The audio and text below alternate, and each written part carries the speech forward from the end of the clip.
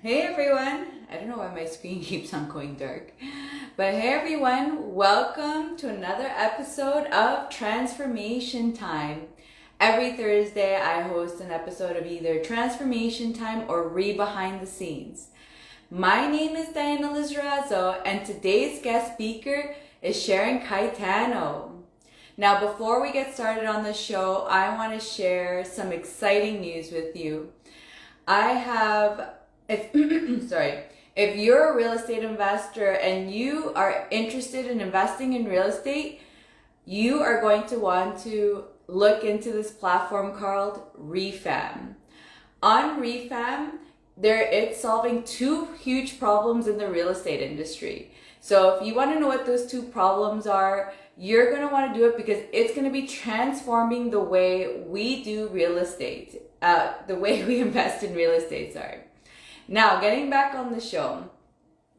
On Transformation Time, our guest speakers are real estate investors, and they're here to share their experiences with you.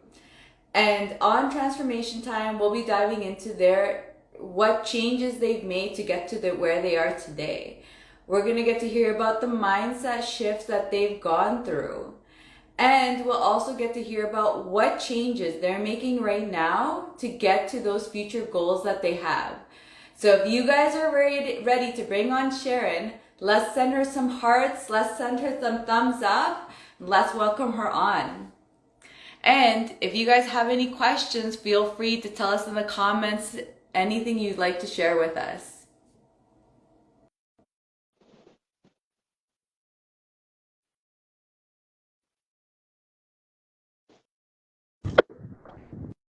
Hey Sharon, how are you? Hi, good, Diana. How are you? I'm good. I'm good. Thanks for coming on. I'm excited to chat with you and get to know you. I'm happy to be on. You can hear me okay? Yeah, everything's good. Yeah. So let's start with just letting the viewers know a little bit about yourself. What are you doing in the real estate world? Like, how long have you been in it? Anything you'd like to share? Yeah, I can give you a bit of my background. To anyone that doesn't know me, I'm someone who I'm living in Burlington and working in the surrounding area in the GTA area.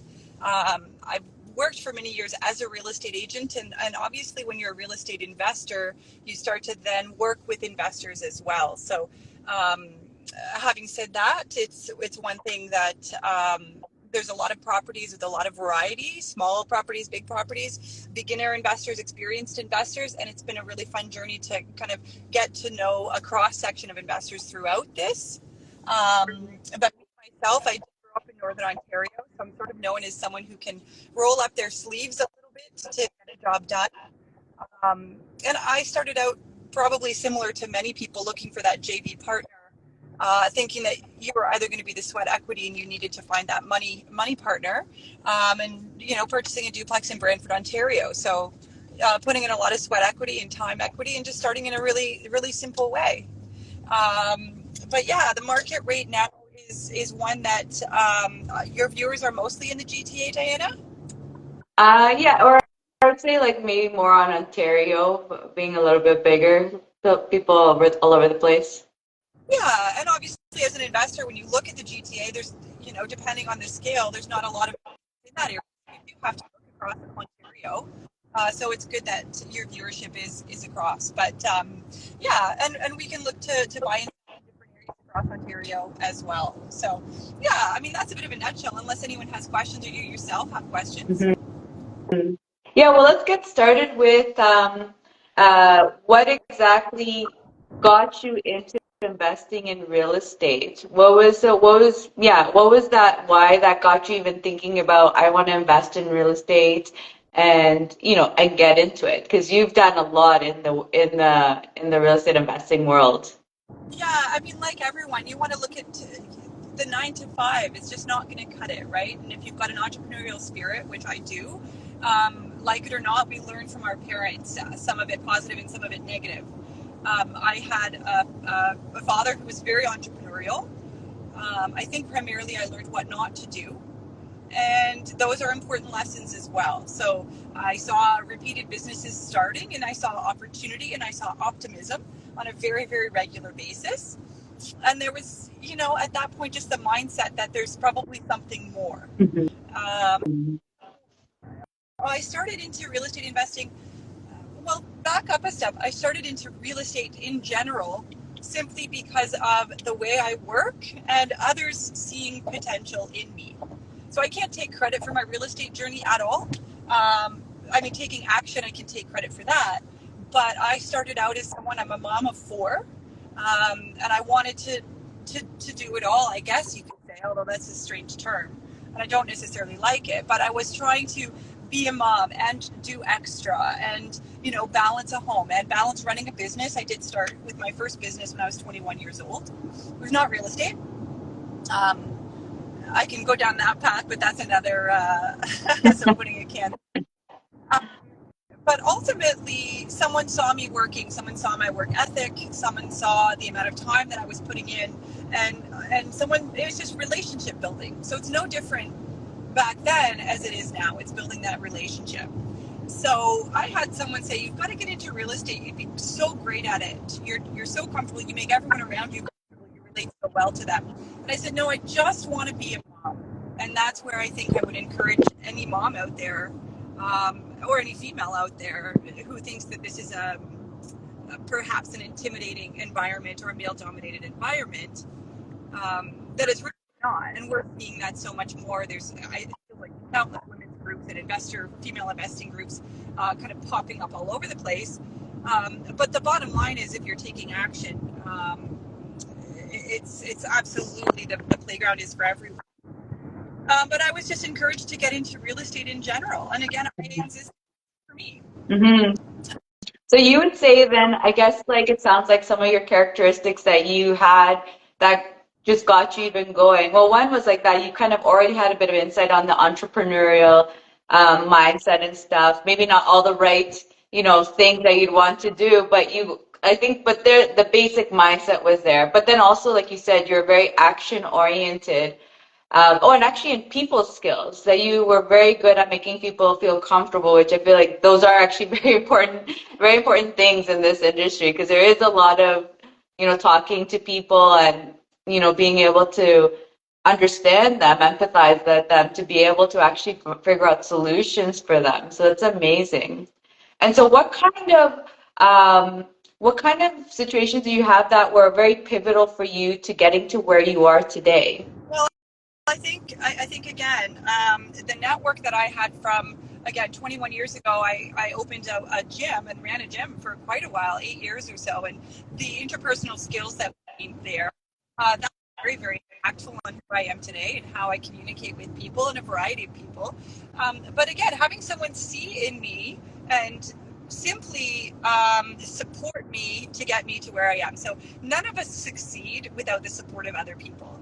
I 100%. cannot come on any show, or I cannot speak at any event and say, I've done this, I've done that. I will never be that person. Absolutely not. There is a number of people. So I guess there's a catalyst to the individual who simply saw me saying, I was playing small, right? I was playing small. No, I'm just going to do this one thing over here. And they insisted, to the point that they actually paid for me to get some education and some courses in the real estate industry. And of course, I paid them back when I had completed some courses. But I don't know if I would have taken that step if someone didn't believe in me and say, I'm going to support you financially through this. Go ahead and do it. I think you'll be amazing. If I say they were right, that would be me tooting my own horn and saying, oh, I'm amazing. But the fact is, they were right in the fact that it's a really incredible fit, I should say, to my skill set and my personality. So that was an incredibly impactful kind of turn in my life to get into the industry in general. And then it takes no time at all. If you're in the real estate industry, if you're surrounded by the right people, you are inspired immediately to take action. And then finding the right opportunity that's out there. And we all in my mind that we all have them.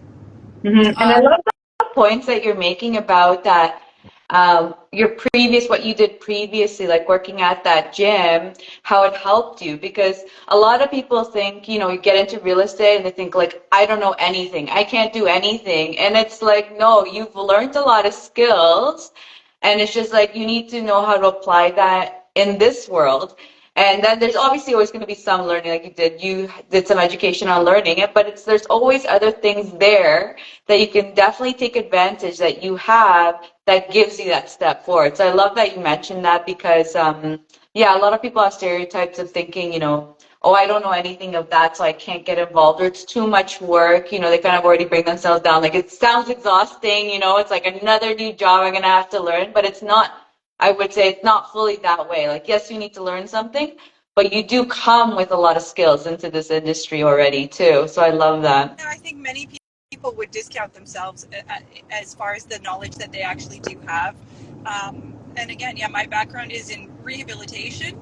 And my businesses were fitness related, so I took the skills that were people related and transferred those skills into real estate, both as an agent and still do buying and selling on a regular basis with many clients right now, both investors and residential real estate. Like, I still love to sell grandma's house. I love the stories that people have.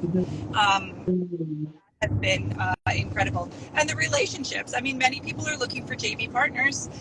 They're if you're not trustworthy, if you're not someone who knows how to explain yourself, explain your story, nobody's coming your way to offer you money. If you're not sharing that story with confidence, if you don't know what you're presenting to that individual. So all of it is important, if not more important than the deal necessarily. So yeah, it's been a journey that way. But yeah, I mean, the market right now, I mean, I don't know how often you talk strictly about the market. This seems to be more of an interpersonal show, talking about personal transactions. Oh, sorry. But Cut out a little bit. What was the last thing you said? I don't know if you covered the mic or something, but it just all of a sudden cut out a little. no, I am coming back. I might have been on a boat to do this, but I just happened to be in the car on the way back instead. Yeah, no, what I was saying was, I'm not sure if you actually discuss the market that often, or if it's more so the interpersonal relationships and transformations. It seems like that. Yeah, for today, that is what it's about. But we can definitely always slip in a little bit, especially that, I mean, we saw the interest rates, they stayed. I'm sure that's like bringing curiosity because they went up last time, which I felt, at least for me, it was quite shocking. So yeah, I feel, do you have anything you want to share? We could definitely just slip in some real estate. I'm like, no one ever doesn't like to listen to some real estate advice, right? Yeah, not necessarily that, Diane. I'm happy to tie everything back to your topic of conversation and stay on track with that. But the connection would be that when you're looking at a market right now, that there's a lot of fear-based discussions. There's a lot of people that, I mean, what I'm experiencing in my business is that we've got a lot of investors that are really squeezed. They've over leveraged. They've done that over and over and over again, and they're over leveraged. And it's a scary experience right now when you now are doing cash for your JV partners, or you're out of pocket every month. So it's a bit of a mindset that, are you just going to sit inside and hold, or are you seeing this as an opportunity? And I do see this as an opportunity to buy, and it does tie very much in with what we're saying and these skills that you have. Do you have the ability to explain the market to people? Do you have the ability to explain the opportunity to people? Mm-hmm. Do you have the ability to not only understand the deal and understand the opportunity, but are you still able to grow your portfolio in this market? Because I do some really good opportunities. By myself, I certainly have some properties listed right now on and off market from investors that are just panicked and want to tap out. Yeah, yeah.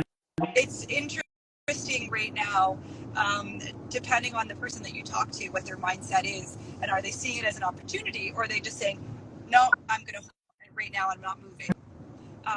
That emotional control actually does become very pivotal and important because, like you're saying, it's some people just think like, oh my God, the world's ending and you're having to sell everything. And it's like, let's run the numbers. Let's make sure, like, can you maybe withstand a bit of time? Like, is it a good time to sell, or are you just selling at a loss and saying you've already lost? Like, it's like, let's figure out what's going on.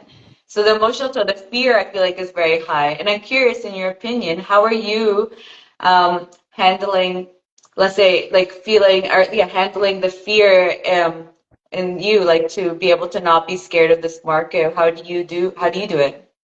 Well, I think if you just run your numbers, if you look at a property that, a year ago, 2 years ago, you were paying an extra $300,000. So sure, rates were lower, but you're paying an exponentially higher price. Whereas now, I think the difference in that buyer, the fear of buying a property with no inspection, with no financing, because you've just had to throw a dart and hope you hit a bullseye. That's fear. There's no control in that market. So yes, rates may have been lower, but there's very little buyer control over the situation. Whereas now, I would encourage people to look at the fact that you're purchasing it, yes, a few $100,000 less, even though interest rates are higher, and run your numbers and just say, is this actually an opportunity? And in most cases, it probably is. If you're, being cautious, that's fine. But I do think there's a here. Yeah, that's true. That's something I also say. I completely agree with you. I feel like this is actually a really good time to invest because you can actually, go in, put conditions in, actually make sure the house that you're getting is something good because especially if you're not that, if you can't have like your whole team coming in and assessing it on like the day that you're going, because like you said, you're going hard in and you're just like no conditions. And let's say you don't have that experience to even understand and see it. So that, like you said, that's like fear and maybe a lot of ignorance in there too, and just like hoping for the best. And as a real estate agent, who's the ideal client? Many people would have said, "Oh, real estate agents just raked in the money. They love that market." No, it makes me very uncomfortable to have my clients not protected. It makes me very to have them purchase a property without a home inspection because was simply the market. Yes, deals came and went like that. But the bottom line is it feels far more, I mean, for someone who cares about their clients, 100%. this market, it feels a lot better to purchase right now in this market for me. But right from your sort of your Transformation Tuesdays and the interpersonal relationship aspect of things, but I thought that was important to bring in now, and that if people are working on themselves and they're able to explain a deal right now, I would hope that they'd be able to, if they're investing, I would hope that they would be able to explain a deal in any market and uncover them because they certainly are there. No, I completely agree. And I feel like this is exactly what mindset is about, right? It's just like that, giving people tips, or especially through your experience and what you've seen, because it's nice because you have like two types of experience, right? Like you have your own personal experience on projects, but you also see your clients selling them. So it's like you get to see different perspectives, which is a really nice perspective also, just because obviously you and your investments, you've not seen every single scenario. You've not come through every single scenario, but you may see one of your clients goes through a scenario and it's kind of just like, you get really two good views of things. And with those kind of things that like you have like these two different views, how has that helped you in any way to move quicker or make different decisions in how you invest? Yeah, absolutely. It's I think the most important thing is giving you the opportunity to know there's a deal coming. If the deal isn't the right fit for you, and most especially in my case, if you're not in the right partnership, if you're not surrounded by the right people, get out. Get out, get out completely and find the partners that actually are in alignment with you. Are going um, operate in a way that is in alignment with you and your values. So that's probably the most important thing that I've experienced. And I have seen that time and time again from clients. And that's given me an opportunity. And then I went through that in my own investing journey as well. So that was incredibly powerful to go through that in my own journey. But from a client perspective, it's very important to me when we're talking about these relationships and working with individuals. For instance, it was last night. I had someone approach me and say, "Can you sell my investment property?" Had an initial conversation and then suddenly got an introduction email saying, "Here's all the parties involved. Sharon's going to sell our property." And I actually said, "Hang on a second. No, I have not agreed to sell your property. I need to make sure that all JV partners involved are in alignment with this sale, with their experience that they're having as an investor, as a partner, that everyone's satisfied, or I'm literally walking into a hornet's nest. So I will not property." So I had to ask them to take a step back and say, no, like I'm not running to market with your property. That's not the agent that I am. I'm talking with you about the possibility of selling your property. And I will do that professionally. However, I want to talk to all parties involved. I think that I would say as far as this transformation That is one of the most important things that I've learned both with my business and in my personal journey, that those relationships have to be in alignment and have to be positive. You had to make a positive and appropriate choice for you and your values and where you're at in your journey. No, I completely agree. It's very true. The alignment in the relationships, completely agree with you. You have to have it. And that's a good point that you made, actually, even if things are going badly or you just know already and you're kind of giving the hope of like, let's finish it off and get it done or something or deal with it. I agree with you. It is something that is just like, get out of it, because I feel like it's all you're doing really is digging the hole deeper, and which means it's gonna make it that much harder to get out out of whatever the problem is within the JV partnership. That goes back to my comment back that, when you ask what have I learned here, there will always be the next deal. So if you have someone present you an opportunity that looks fabulous, it looks juicy, it looks like, oh, let's go and buy this property, and the refi is going to be this, and the renovations are so cheap, but they're going to be this, so we're going to be able to, it's going to be this slam dunk. Listen to your spider sense on it, and do your due diligence. I certainly have my team. I have my team of professionals. I will not do anything without their guidance. Those are also mistakes that I've made in the past. So one thing about me is that I'm quite willing to share those mistakes that I've made. I know I've spoken at some events, and when I've stood at those events, I've said to people, like, don't move forward on these deals until you've had an excellent lawyer review it. And I think I told you, Diana, I use Hussein Kudrati and HSK Law Firm to review everything, absolutely everything, before it goes anywhere. And I also use distributions to exit from partnerships that I just went, okay, that was a mistake. I'm sorry I didn't listen to you. Let's move forward. Something different. So I think that's a very, very important lesson, that if someone's on here and they haven't actually got into investing and they're thinking, okay, what are my next steps? Or if they're experienced, please move forward with caution. And the nice thing is, again, back to the market, is we're able to have those conditions back in our offers. Mm-hmm. Yeah, that's a great point, because especially like you said, I feel like it's like both sides. You don't want to make those decisions when the times are bad, because everyone just gets super nasty. But then I feel like people also, when things are amazing, people do feel like iffy about it. They're like, "Oh, I don't want to bring these things up because it's just like it's like you want to stay in like the little love bubble or something. Like we're all happy and we're all good, and you're like, well, I don't want to ruin it with like these kind of conversations. And it's just like, just get it done, because everyone just knows where they stand and everyone's like making good decisions at that time. Whereas when when things are going bad, all of a sudden you want everything. And it's like unreasonable terms just because you're pissed and think that someone's taking advantage of someone, and just too much chaos happens. It's interesting to look, and again, I'm not the lawyer who reviews them, but it's interesting that I've seen. They really are comical, because you can almost see that no one has begun with the end in mind. No one has looked at that partnership and expected that it wasn't going to be a positive one. And it's just they're very poorly written, and everyone loved each other when it was initially done, and everyone's celebrating, like you said. I don't remember now, but yeah, honeymoon. You said it was like a honeymoon. Yeah. Yeah, it's like a honeymoon. It's like the blinds are on and you just don't want to like ruin that magical phase or something. But yeah, so I guess those are the most important things that I would share today. And I don't know how long. I'm happy to keep talking. People that know me know that I will keep talking, but I'm not sure how long we usually chat. It's normally an hour if you're still okay, or if you need to get going, whichever way. I will arrive at my destination shortly. So yeah, no Okay. problem.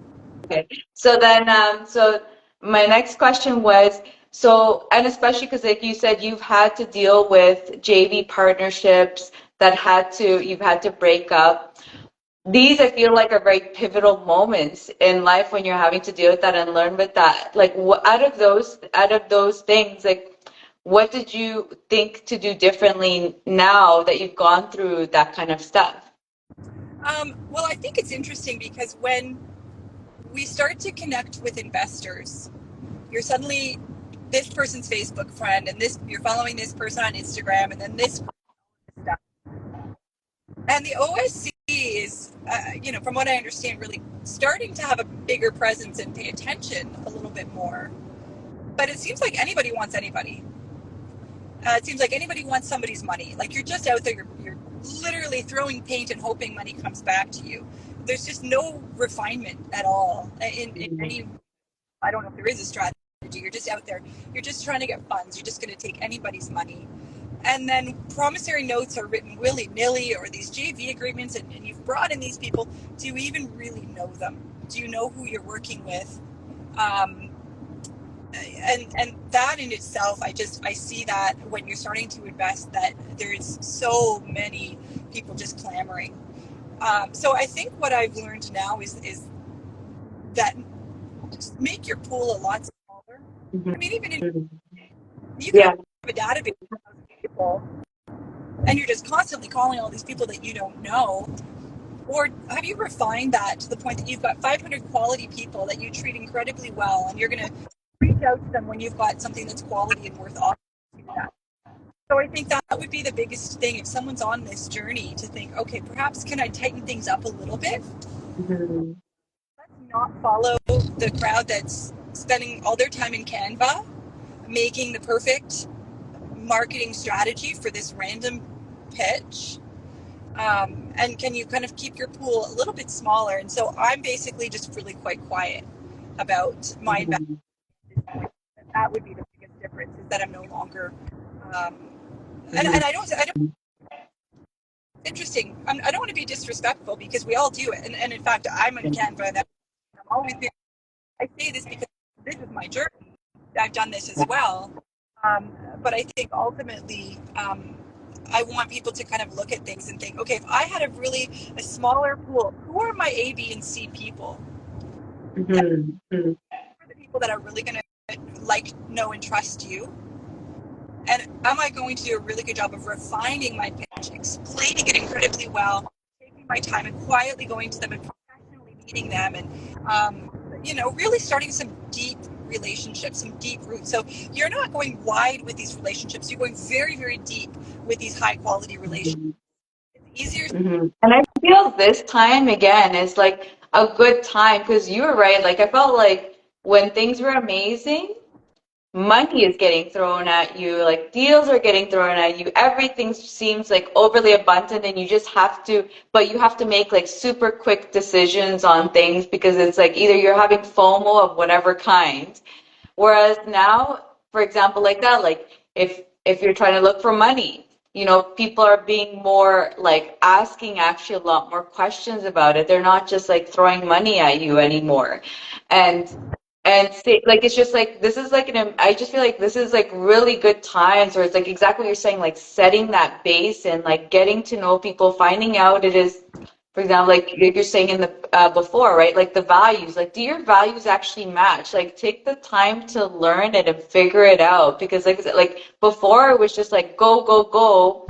And you hear, for example, lots of, disaster JVs going on, because it was just partnering to be part of what's going on, and then things not going very well, because it's just like, oh, our thought processes were very, like, our values were completely different, or you expected this person is doing these things and you're doing these, and it doesn't end up happening. And for example, like the JV agreement doesn't actually specify, like there's some people's JV agreements are super basic, don't actually even state out what the roles are between people, so it's just like right? I feel like this is an amazing time to actually properly learn real estate, to be able to properly, like you said, get to know people, try to figure out who's right for who, and like you said, like zone in. Yes.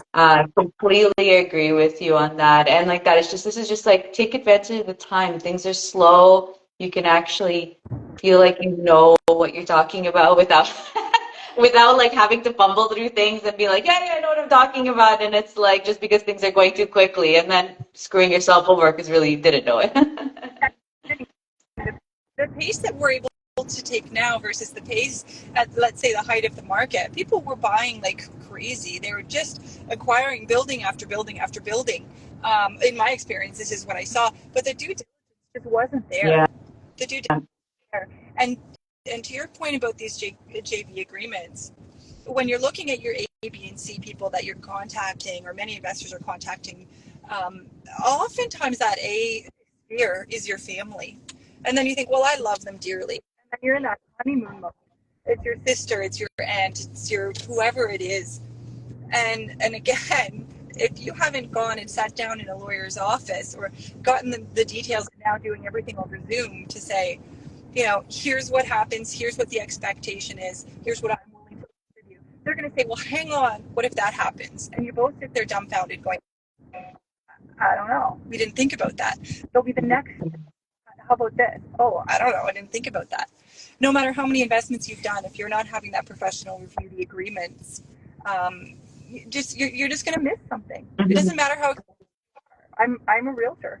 I'm an investor, and you need to be making sure that those professionals are there. But we find the time we can invest in the inspections. We can make sure exactly what we expect. And if we're going to uncover a roof that we didn't think we needed to do, or if we're going to uncover some other capital expense, we know where it's coming from. Everyone's comfortable. Okay, we knew this was happening. This is a potential. Okay, we're fine. And there's no hidden surprises. So, yeah. Love it. Yeah. All great advice. Now going to where you are right now. So you've heard about, like the things that you've changed in the past to get to where you are right now. And now I feel like especially it's kind of a nice time to chat with you because you're in a very like transitioning, ready to like make changes and make new moves right now. So I feel like this is actually even a really great question for you more because you're in a process of having to make lots of changes in yourself to adapt and change and reach like your big goal. So I'm curious, like, what is your next goal that you're going for, and what kind of changes are you having to do within yourself to be able to reach that goal? Oh, I think that question, I could speak for hours and hours on that question, to be honest with you. Um, so in truth, I'm coming out of a situation where when you talk about the expectations, I can speak to what I've learned from, and I think that is the most honest way someone can speak to a group of people. You're coming from a situation where not only are you having your expectations clearly outlined in a legal document, you need to have your expectations on yourself and what you value in yourself also at the forefront of the relationship. So I have some incredible skills. I have some incredible abilities. And when you're partnering with someone who doesn't necessarily see that or value that, not only are you then investment partners, you're working with someone who's then potentially destroying your own mindset. Mm-hmm. So you're in a relationship which is flowing over into your personal life and mindset that is incredibly damaging. And that's what that is probably the biggest change that I'm now no longer willing to do. Mm-hmm. The question to someone is how do you help someone value themselves? How do you help them? Sorry, can you say it again? I don't know if you're covering the mic. Oh, I'm not sure. Just kind of, pardon? Is that better? Okay, yeah, now it is. Yeah. Okay. And I'm almost at my destination. I'm sorry I was on the road today. No, no problem. This is life, right? Though this is the life of a realtor and life of an investor as well. This is why we choose to do this. We don't have that 9 to 5 that holds us to the desk. So, But yeah, no. What I was saying was that I think the most important thing throughout this, and I don't know if I've said this is the most important thing. I tend to say that very often. This is the most important thing. But I would think that this is the most important thing that I had learned in this transformation time is that it's not for anyone else. It's not for the choices that I've made. It's what have I decided inside myself that I'm willing to allow another person to impact me. What are you allowing that other person? How are you allowing that other person to impact you and your decisions? Do you see a good deal and think it's a good deal, and are you willing to act on that deal because you simply know it? Or are you going to let that offhand comment going, you're such an idiot, like wear you down to the point that you now have lost your confidence in yourself, and you now no longer have any value in that situation. So I've been able to step back, thankfully, completely lately I've pointedly made a lot of space in my life. So if you followed me on social media in the past, you no longer see a significant amount of my life on social media. I've created a lot of space for myself to get really clear on my values and my investing journey as well. That's part of it for sure, on my business growth and on my family. I'm not getting lost in a lot of the fluff. I'm not getting pulled into a lot of events that really, when I took the time to look back at it, were not adding value to me. It was a showcase. And again, Mm-hmm. at a certain point, yes, I do this thing. Yes, I do that thing. Yes, I'm involved in the Canadian Real Estate Women Association, or, I promote my listings and I'm a realtor. But ultimately, the choice to make time for the things that are going to better me, it's just important. It's incredibly important. And I know it might seem like that's a vague answer, but it is the most important answer. Mm-hmm. Valuing what you bring to your partnership. And if that is not valued, if your expectation is not that you're seen, um, then yeah, you're not in the right place. I completely agree with you because that's very true. Because it really, all these kind of little things, they chip at your confidence, and because they're little chips, I feel like we don't realize that they're little chips until like you feel like half of it's gone, and then all of a sudden you're like having to rebuild it again because you're just like, oh my God, you think, like you said, like you have to be so aware of like who you allow around you because it's like these little things. Sometimes you get so used to hearing them or whatever it is that they just like little chips going here and there. And then all of a sudden, out of nowhere, you're just like, oh, what happened? Like, I've completely changed, half my confidence is gone or whatever it is. And then it's like, okay, I can't be allowing that because it's like, how do you grow and become bigger if your confidence is just getting taken down? Yeah, and I mean, you might be working with that individual, with that a person who thinks they're the greatest and thinks, oh well, what do you mean? And it takes your personal introspection and space, and that is the most important thing. That was the most important thing, is separating myself from the parties, from the events. And I'm an incredibly social person. I'm incredible. Mm. I love a social environment, but I don't post about it every day. I'm very Mhm. life. I'm very quiet about the people that I surround myself with. Mhm. Um, and so what's interesting, as that circle got smaller, the people in it increased in quality. And by quality, I mean the interactions are supportive. We're doing big things. The amount of business that has been driven from those relationships is exponential. And it's powerful. It's powerful. And the difference simply is that I always knew I had value, but I was always trying to prove it. Mhm. The insulting comment, I'm separated from them, and there's no more. Mhm. I don't allow that anymore. I don't allow Mhm. people who are not going to speak positively. um, I simply won't allow it. I want That's to. So it, back to even this client, I'm not selling these properties unless these clients are respectful. And that I is love that. conversation with not only the main investor, let's call them, but also with the JV partner. I'm very, very clear that I will speak respectfully to you. I expect the same. I hope the best. I respectfully, every tenant that I have, every tenant will have my cell phone number. If there's any issues, they're going to call me.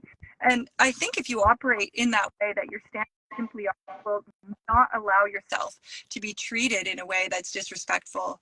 Um, it's, I can't even tell you. It's incredible. It's incredible what this change has been. And I'm That's going to say, amazing. it's been a good 9 months for me. Um, I was said a couple days ago, someone said, no more hiding. Like, come on, no more hiding. That's an interesting thing for someone to say to me, no more hiding.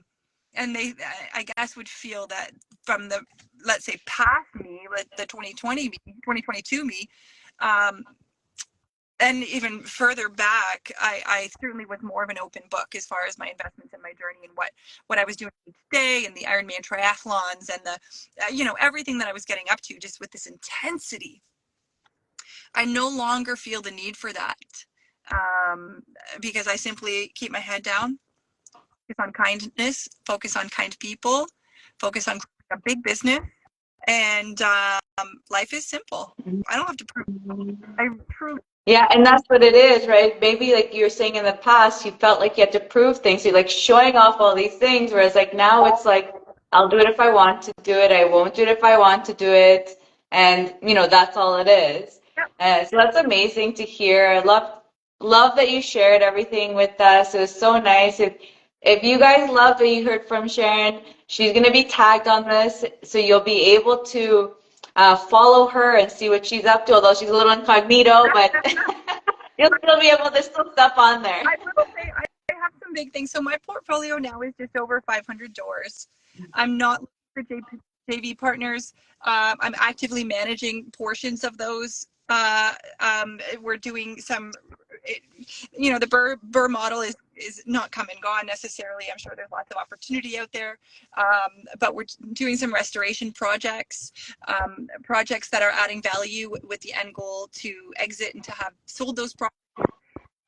But interesting projects. And I guess in the same way that as the opportunity to respect myself, to value my partner, to make my circle very, very small, as that has happened, what's actually happened is that the opportunities have grown exponentially as well. So I've been able in a day. I walked away from over 200 doors. So I will say that. Dollar across the table. It's like, no, I value myself, my mindset. I value my future more. I want out of everything to do with this. And so again, as part of that, I've been able to kind of transfer the skills and experience, but also build on myself and build myself personally to the point that I now work with people that don't look at me and say, oh, you're such an idiot. Oh, you're doing this again. It's like, holy shit, you are amazing. And I don't need something. I don't. In fact, more often than not, I'm the one who's apologizing for the fact that, oh, this or that, and I think being humble and being grateful for every single opportunity, is more important than somebody getting on social media and showboating. In fact, I was laughing. We've got someone, a colleague of ours who's, well, it's not everybody.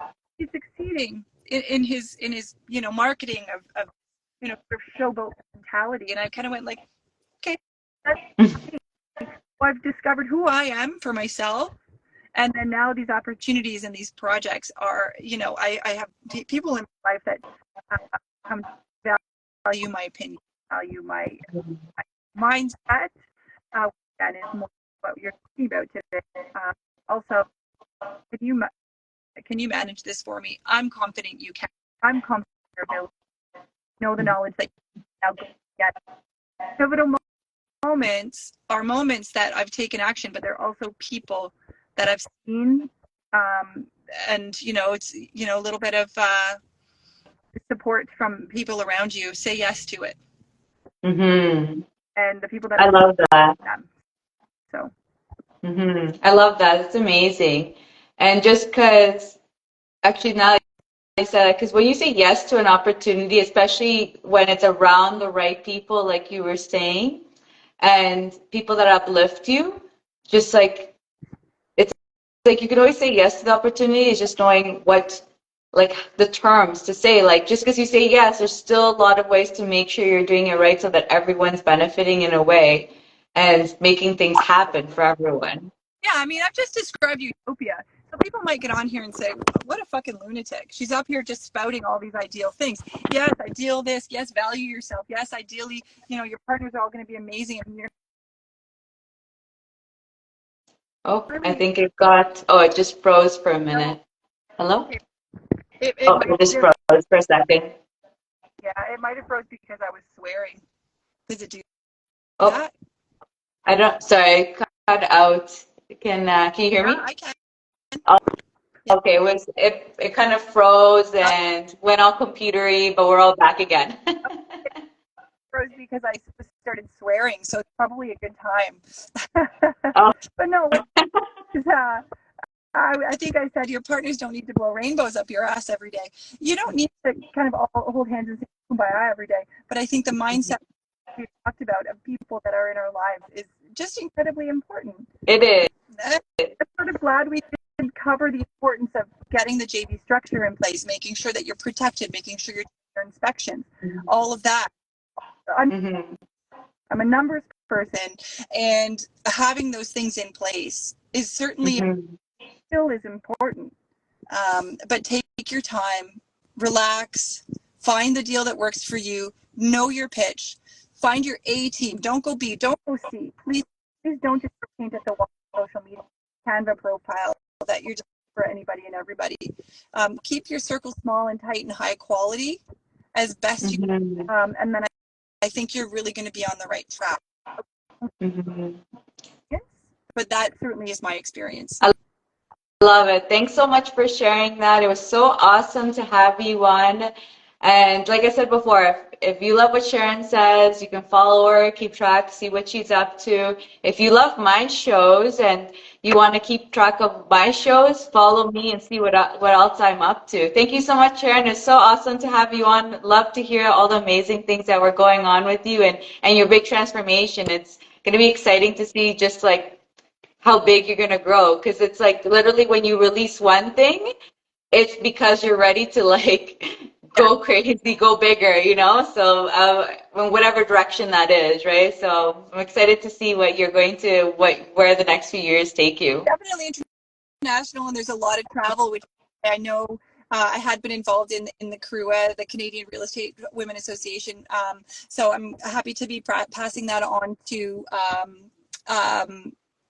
Lena, sorry if I'm stilettos and hammers, and so that will be Friday. They have that event, and yeah, when you're traveling internationally and doing a lot of work across the border, it's definitely that I'm happy to share that journey as time goes on, and I'm grateful to have been on. And if anyone's in the local area, if you're an investor that you want to kind of work with a common sense a realtor, I'm very happy to help, or residential as well. Happy to always set up a call and conversation. But thanks so much for having me on, Diana. Awesome. Yeah, thanks for sharing all that. And yeah, thanks for coming on too. So we'll see everyone in the next episode. Bye, everyone. Bye, Sharon. Bye, Diana.